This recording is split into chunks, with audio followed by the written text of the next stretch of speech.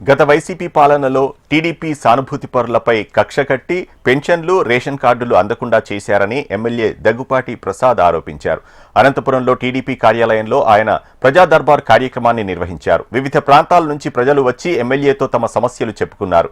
ఇప్పటివరకు 765 అర్జీలు రాగా అందులో 644 సమస్యలకు పరిష్కారం చూపామన్నారు. ప్రతి శుక్రవారం తాము అందుబాటులో ఉంటామని, ప్రజలకు ఏ సమస్య ఉన్నా తమతో చెప్పుకోవచ్చని ఎమ్మెల్యే దగ్గుపాటి పేర్కొన్నారు. అనంతపురం అర్బన్ నియోజకవర్గంలో ప్రతి శుక్రవారం మా ఎమ్మెల్యే ఆఫీస్లో గ్రీవెన్స్ నిర్వహించడం జరుగుతోంది. ఈరోజు దాదాపు 48 అప్లికేషన్స్ రావడం జరిగింది. ప్రతి శుక్రవారం ఈ గ్రీవెన్స్ కార్యక్రమం నిర్వహించడం జరుగుతూ ఉంది.